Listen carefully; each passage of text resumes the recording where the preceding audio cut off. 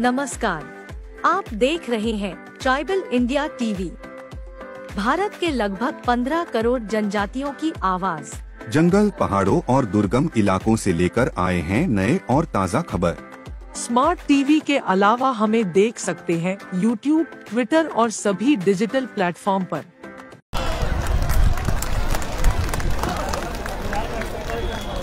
जोहार। आज एक इनकलाबी कार्यक्रम, क्रांतिकारी कार्यक्रम और पूरा ये महीना न्याय माह के रूप में हम सभी लोगों ने डिक्लेयर किया था। इसके तहत हर जिले में कार्यक्रम, सामाजिक रूप से कार्यक्रम पूरे प्रदेश भर में आहूत किए गए, लगातार कार्यक्रम चला है। और आज फिर से अंतिम दिन हम सभी राज्य की राजधानी में एकत्रित हुए हैं और ये हजारों कार्यकर्ता राज्य के संपूर्ण आबादी का और राज्य के चुनौतियों का, सरकार के खिलाफ में, सरकार के नीतियों के खिलाफ में आज ये पूरा बापू वाटिका से लेकर हरमू मैदान तक का कदमताल कार्यक्रम हम सभी लोगों ने किया है। ये कार्यक्रम संदेश है, ये कार्यक्रम माध्यम है, ये कार्यक्रम के द्वारा हमने राज्य के तमाम जनता की भावना को एकत्रित करने का और राज्य के अंदर एक नया इनकलाब तैयार करने का एक जज्बे की शुरुआत की है। क्योंकि जिस जगह पर खड़ा होकर हम बोल रहे हैं, इस जगह से सरकार को और जगाने का काम नहीं होगा। हम यहां पर सरकार को जगाने के लिए आए नहीं। सरकार को प्रारंभ में जगाया जाता है, मध्य में जगाया जाता है, अंत में नहीं जगाया जाता।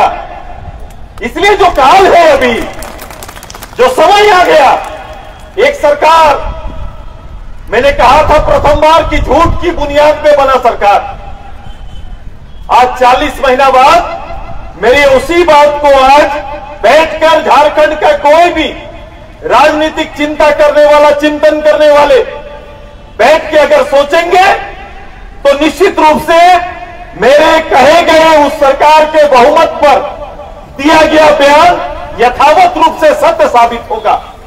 क्योंकि जहां पर हम खड़े हैं, मैं कह रहा कि मैं सरकार को जगाने नहीं आया।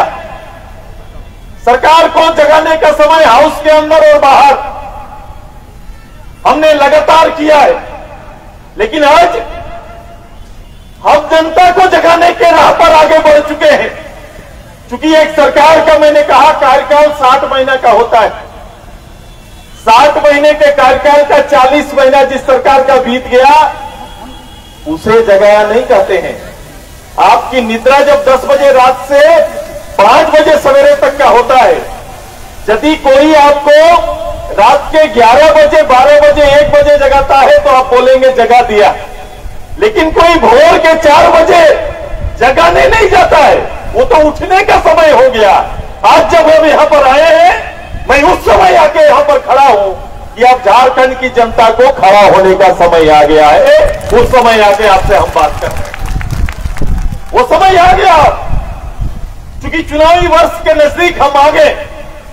अब राज्य को जनमत देना है, राज्य को इस सरकार का मूल्यांकन करना है, राज्य को इस सरकार के बारे में चिंता करके कहीं न कहीं आने वाले 2024 के पार्लियामेंट और असेंबली के लिए लाइन में खड़ा होकर फिर से नया जनादेश देने का समय आ गया।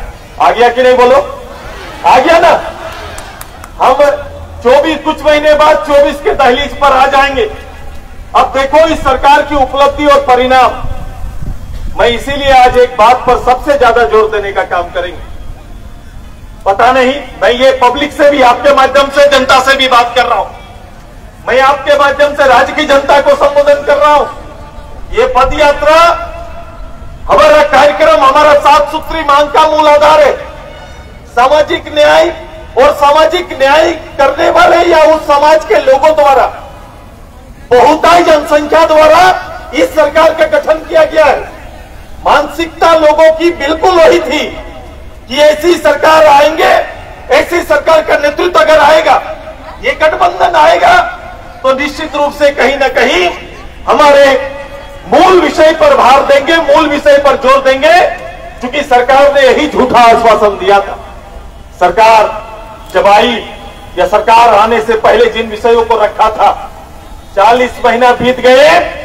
जिस सरकार में बैठकर सरकार का मुखिया उस राज्य का स्थानीय नीति, नियोजन नीति,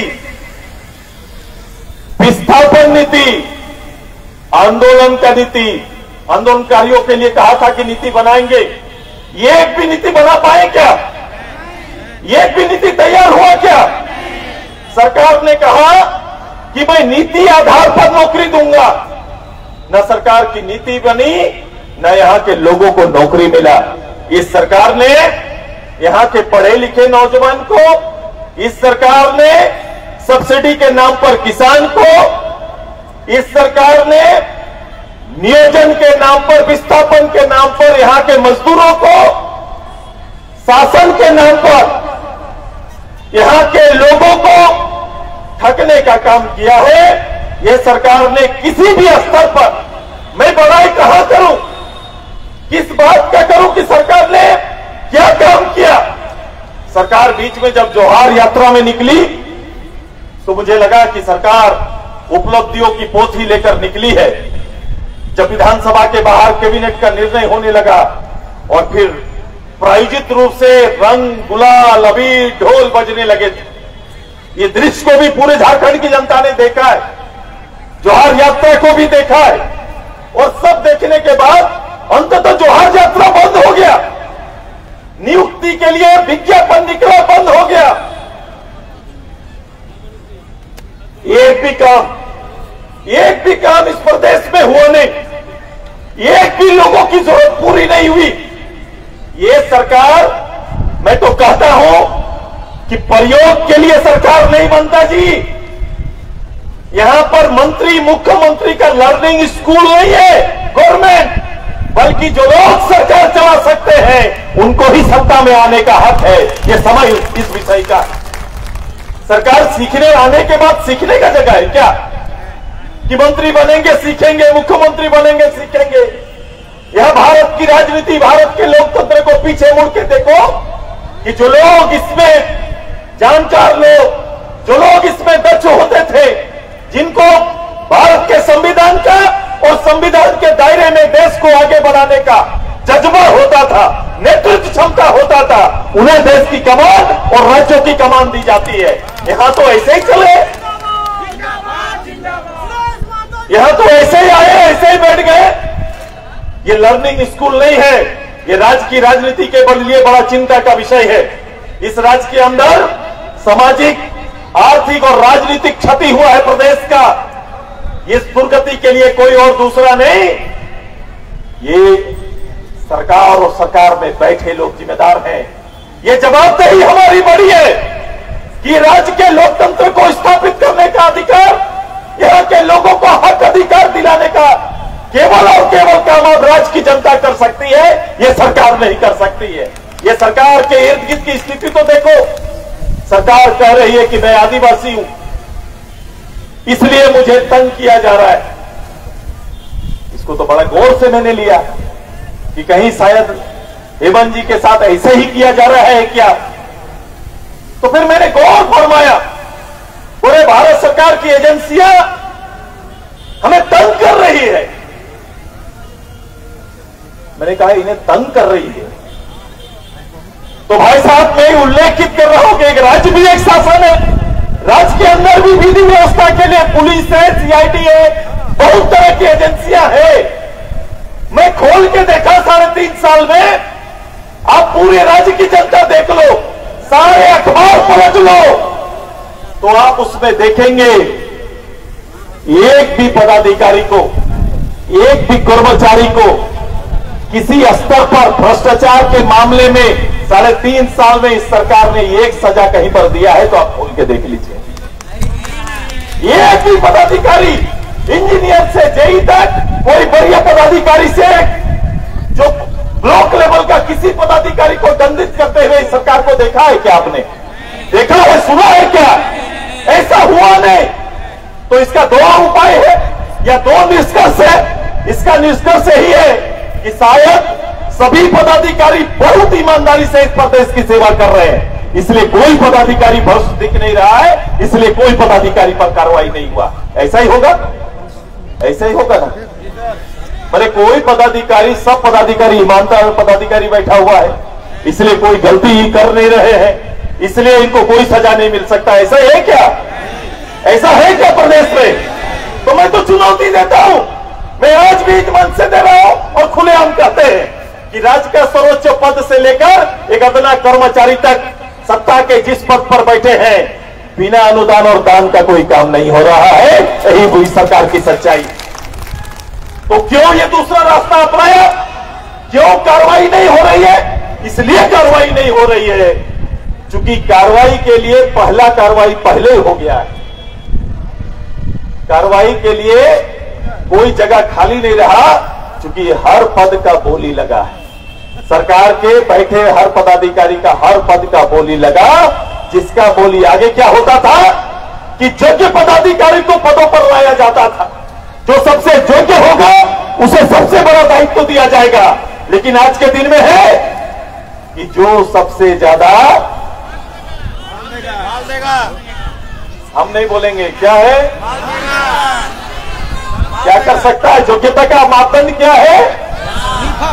योग्यता का मापदंड उसका कोई रिकॉर्ड, काम, हिस्ट्री, पिछला हिस्ट्री, इतिहास नहीं है। उसका अच्छा काम उसकी योग्यता नहीं है। उसका क्या योग्यता होना चाहिए? यार जोर से बोलो, सुनाई नहीं दे रहा है। क्या होना चाहिए? आज के समय सरकार का सबसे बड़ा योग्य पदाधिकारी कौन होगा? जो जिस पद में जितना ज्यादा दान के लिए तैयार होगा वही सबसे योग्य पदाधिकारी होगा। इसीलिए मैंने कहा जिस सरकार ने भ्रष्टाचार को ही शिष्टाचार बना दिया, उस सरकार कभी भी भ्रष्टाचार के नाम पर कोई कार्रवाई कर सकता है क्या? कार्रवाई कर सकता है क्या? नहीं कर सकता, इसलिए कोई कार्रवाई नहीं किया।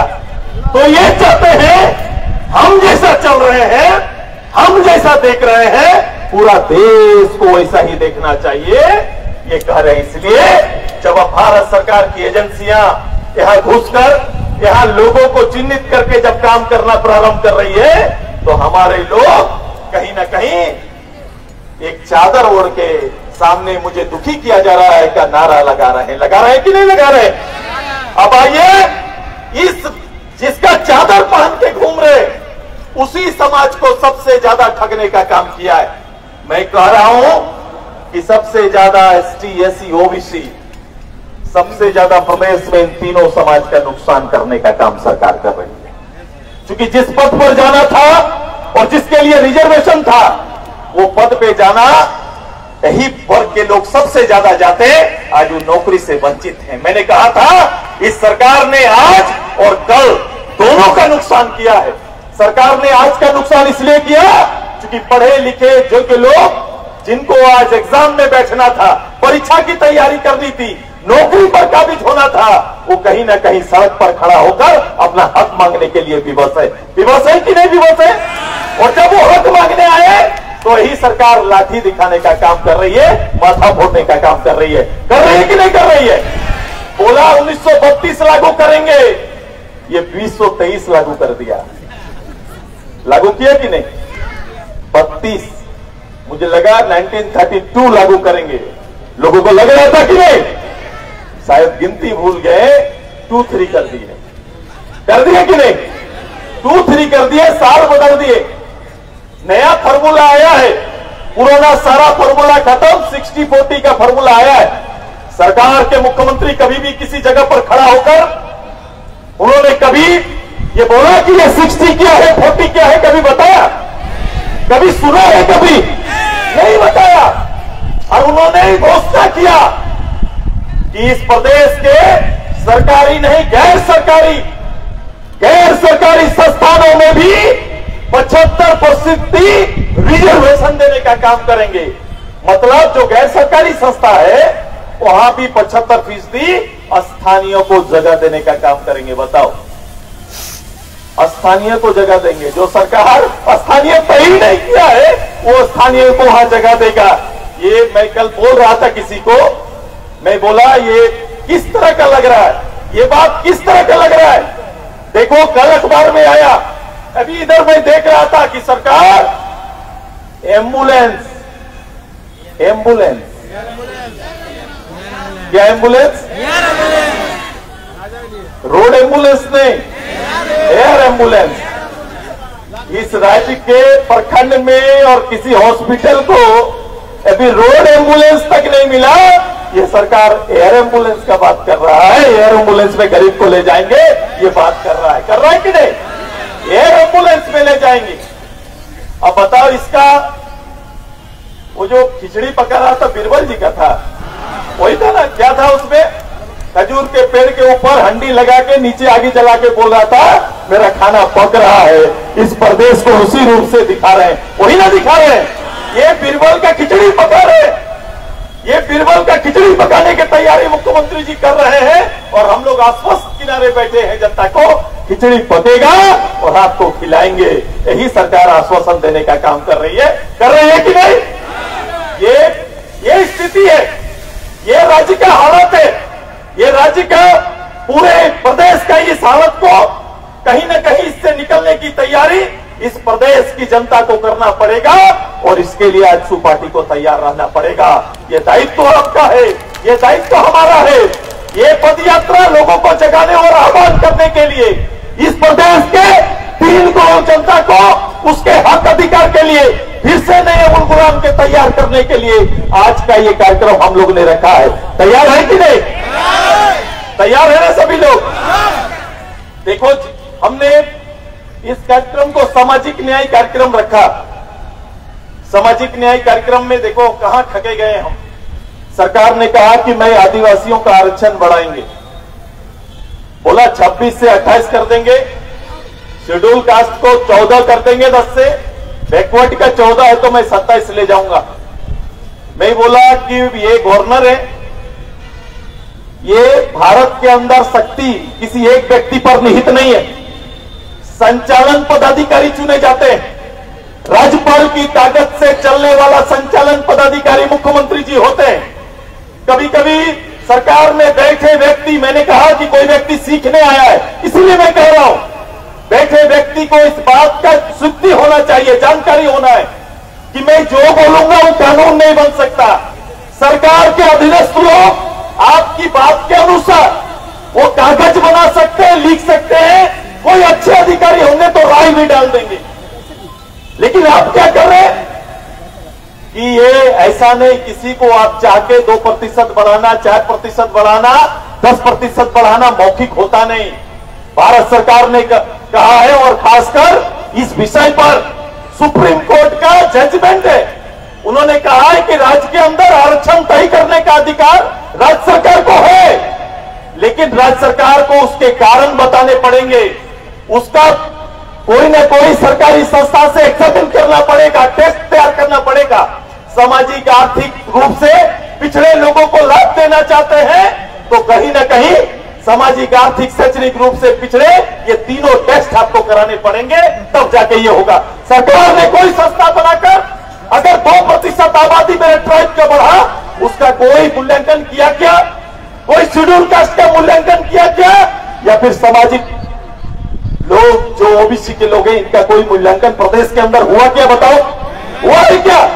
अब देखो, ये आजसू पार्टी ही है, न केवल सदन में, न केवल सड़क पर, बल्कि सुप्रीम कोर्ट तक चुनौती देने वाला एकमात्र पार्टी वो आजसू पार्टी है। तब जाके आज ये संभव हुआ। हमने पंचायत चुनाव में मैंने कहा था कि पंचायत चुनाव में ओबीसी का आरक्षण तय करो, जो पूर्व काल में इस प्रदेश में हुआ, सरकार ने अनदेखी किया। उसी तरह नगर इकाई का चुनाव हुआ, होने का था, सरकार ने फिर अनदेखी करके आगे बढ़ने का काम किया था। हमने चुनौती दिया पिछले बार ही पंचायत में हम सुप्रीम कोर्ट तक गए थे। मैं अपने सांसद साहब को धन्यवाद देता हूं कि उन्होंने वहां सदन से लेकर सांसद भवन तक एक कहीं न कहीं जाकर इस लड़ाई को पूर्ण रूप से स्थापित करने का काम किया। आज ये हुआ कि प्रथम बार सुप्रीम कोर्ट ने पिछले आदेश को दोहराते हुए राज्य सरकार को यह सूचित किया कि सबसे पहले राज्य के अंदर नगर चुनाव करने से पहले वहां के लोगों का ट्रिपल टेस्ट करा लीजिए, ओबीसी का आरक्षण पहले तय करिए, तब जाके आप चुनाव करा सकते हैं। ये सरकार बाध्य हुई आजसू की लड़ाई के बदौलत। अब आने वाला समय में जब भी नगर इकाई का चुनाव होगा, पंचायत का चुनाव होगा, तो ओबीसी को आरक्षण देना पड़ेगा। ये तो सुनिश्चित हो गया। लेकिन देखो निर्णय सरकार का निर्णय देखो, ये भी नगर का चुनाव नहीं हो पाया समय पर। इसके लिए जिम्मेदार कौन? सरकार जिम्मेदार है। अगर सरकार जिम्मेदार है तो सरकार को जिम्मेदारी लेते हुए पहले तो समय सीमा के अंदर ये ट्रिपल टेस्ट कराना है। दूसरा, सरकार को समय के अंदर ये संस्था को चलाने के लिए कभी भी अधिकारी को चीफ नहीं बनाना चाहिए। जैसे पंचायत चुनाव का एक्सटेंशन हम लोगों ने 2 बार दिया, उसी तरह नगर चुनाव को भी एक्सटेंशन देना चाहिए। वहां बैठे लोग जब तक चुनाव अगला सरकार का कार्यवाही सरकार की कमेटी पूरा ना करे, तब तक कहीं ना कहीं शासन में बैठे लोगों से नहीं बल्कि जनप्रतिनिधियों के माध्यम से हमारा निगम का काम चलते रहना चाहिए। ये सरकार को निर्णय लेना चाहिए। लेकिन सरकार ने ऐसा नहीं किया। सरकार ऐसा नहीं कर रही है, क्योंकि ये सरकार को लोगों का भाव मोल पता नहीं। सरकार की कोई जवाबदेही नहीं, किसी स्तर पर इस प्रदेश में आपके लिए सोचने वाला नहीं। ये देश में सरकार का गरिमा, राजनीतिक गरिमा, यहाँ के लोग देखेंगे छोटा छोटा मामला को लेकर त्राहिमाम कर रहे हैं। कोई एक जवाबदेह जिम्मेदार ना अधिकारी ना जिम्मेदार कोई राजनेता आपको कहीं मिलेगा। इसलिए ज्यादा जरूरी और ज्यादा जवाबदेही आजसू पार्टी का है। आइए केवल वोट के लिए नहीं, इस राज्य को एक नई ऊंचाई तक पहुंचाने के लिए जनमत संग्रह करने का और एक सही दिशा में एक जनादेश तैयार करने के लिए आजसू को राज्य के हित में कदम ताल करना पड़ेगा, मेहनत करना पड़ेगा और इस राज्य को आगे बढ़ाना पड़ेगा। ये तैयारी हमारी होनी चाहिए। तैयार है ना? मैं इसीलिए कहता हूं, तैयार है ना आप सभी लोग? तैयार है ना? ये लड़ाई को राज्य को नई दिशा देना है तो मैदान में रहना पड़ेगा, वरना वोट के सौदागर इंकी जी ठीक बोल रहे थे। चूंकि राजनीति को आज प्रबंधन से लोग चलाते हैं, आजसू चाहती है कि राजनीति विचारों से चले, प्रबंधन से नहीं विचार से चलना चाहिए। और इसीलिए इस सरकार का दोनों चीज खराब है। इस सरकार की प्रारंभ से ही नीयत खराब थी, इसलिए कोई नीति भी ठीक नहीं बनता है। जिसका नीयत खराब होगा उसका नीति अच्छा बनेगा क्या? बनेगा क्या? तो सरकार की नीयत खराब, इसलिए नीति भी खराब है। आइए हम लोग सब मिलकर एक बड़े उलगुलान की तैयारी करेंगे। ये लड़ाई यहां से लेकर जिला से लेकर पंचायत चौपाल तक जाएगा। आने वाला 20 महीना ये हेमंत सोरेन को चुप बैठने नहीं देंगे। यही इनकलाब और उलगुलान के लिए हम लोग सब आए। तैयार है ना? 20 महीना बचा हुआ है सरकार का शेष और हमारा समर का भी शेष 20 महीना बचा हुआ है। तैयार है ना? तब तो इतनी जल्द धूप में कोई राजनीतिक दल कार्यक्रम करना नहीं चाहता है। मुझे कई लोग कह रहे थे कि कार्यक्रम नहीं चल रहा है। मैं बोलो सरकार आज के दिन में, यही सरकार पहले बात कर रही थी, सरकार का विकास सरकारी खंभों में नजर आता है। मैंने कहा सरकार का विकास कहां आता है? सरकारी खंभों में इश्तेहार के रूप में नजर आ रहा है। इसके अलावा सरकार नहीं। सरकार मतलब हेमंत सोरेन और अपना परिवार समझते हैं। सरकार मतलब पब्लिक नहीं, सरकार मतलब हेमंत जी का विकास ही ये राज्य का विकास मानक बन चुका है। आइए इस मानक और मिथ्या को तोड़ने के लिए एक नए इंकलाब की तैयारी करेंगे। तैयार है सभी? चलो खड़े हो जाइए। आइए सबको हमारा 7 सूत्री मांगे। इस राज्य में जातीय जनगणना होना चाहिए ना? इस राज्य में जातीय जनगणना होना चाहिए ताकि सही आबादी का पता चले और सही आबादी के आधार पर आरक्षण तय हो सके, तब जाके ये काम हो सकता है। हम लोग ने कहा था कि स्थानीय नीति नियोजन नीति, इसका मूल आधार खतियन होना चाहिए और खतियन के आधार पर ही तय करना चाहिए। जिस प्रदेश, जिस राज्य में, जिस जगह पर जब अंतिम सर्वे हुआ, अंतिम सर्वे को आधार बनाकर ये काम होना चाहिए। हमारा प्रदेश में हमारे समाज को सारना कोड लागू होना चाहिए ना, होना चाहिए कि नहीं? सारना कोड के लिए हम लोग लगातार प्रयासरत हैं। उसकी हर लड़ाई पर खड़ा होकर सारना कोड के हम नेतृत्व और उसके नेतृत्व करने का, उसको आगे पहुंचाने का, मंजिल तक पहुंचाने के लिए हम समय पर और जगह पर हर स्तर पर इस बात को पहुंचाएंगे ताकि हमारे लोगों की भावना सरकार तक पहुंचे और सरकार इस पर निर्णय ले सके। झारखंड आंदोलनकारी हाशिए पर, कभी बाबू वाटिका पर, कभी विधानसभा के बाहर आप लगातार देखते होंगे। यही हर से, यही आंदोलनकारी का, पार्टी कहलाने वाले का यही परिणाम है। आइए, इस राज्य के लिए जिन लोगों ने कुर्बानी दी, इस राज्य के लिए जिन्होंने अपना सब कुछ निछावर कर दिया, उस राज्य के लोगों के लिए, उस राज्य के अगवा लड़ाकों के लिए जो शहीद हुए, उनके सम्मान के लिए, और वो परिवार, जो परिवार के लोग जिंदे ही रहे, उस परिवार के लिए और उनके बच्चों के लिए लगातार पार्टी संघर्ष करेगी और उसको अच्छा सम्मान प्रदेश के अंदर देने का काम करेगी। ये तैयारी हम लोग करने जा रहे हैं। इस राज्य के पूरे बेरोजगार की सेना, ये भी प्रतिष्ठान, ये सरकारी नौकरी रख दीजिए। राज्य की तरक्की के लिए कोई मापदंड नहीं। 3.5 साल में, 40 महीना में एक भी कोई प्राइवेट लिमिटेड कंपनी इस प्रदेश में आया नहीं, न कहीं 1000 नए रोजगार का सृजन तक की सरकार नहीं कर पाई। जो सरकार ये नहीं कर पाती है, उस सरकार को पद में बैठने का नैतिक अधिकार खत्म कर दिया है। ये नैतिक अधिकार नहीं है। बहुमत पर आप बैठ सकते हैं, लेकिन नैतिक रूप से इस सरकार में बैठने का आपको कोई अधिकार नहीं है। इसी बात को लेकर एक बड़ा लड़ाई के लिए लगातार हमारा कार्यक्रम चलेगा, इनकलाब चलेगा। यही आह्वान करने के लिए आइए, आजसू पार्टी जिंदाबाद, जिंदाबाद, जिंदाबाद। बताओ, पूरे राज्य में 3 करोड़ तक पहुंचेगा क्या? आवाज होना है, आवाज आना चाहिए। प्रदेश में लड़ता हुआ नौजवान, लड़ती हुई महिलाएं, लड़ता हुआ बुद्धिजीवी वर्ग दिखना चाहिए। तैयार है ना सब कोई? इनकलाब जिंदाबाद, इनकलाब जिंदाबाद, इनकलाब जिंदाबाद, आजसू पार्टी जिंदाबाद, आजसू पार्टी जिंदाबाद, जय झारखंड। कोना साहेबगंज से लोग आए हैं यार। चलो चलो, ये 2 बात। जय झारखंड, भारत माता की, भारत माता की, जय झारखंड। बहुत बहुत धन्यवाद, बहुत बहुत आभार आप सभी का। जोरदार ताली आपके लिए। मैंने ट्राइबल इंडिया टीवी को सब्सक्राइब किया है। आपने किया क्या? अगर नहीं किया तो कीजिए।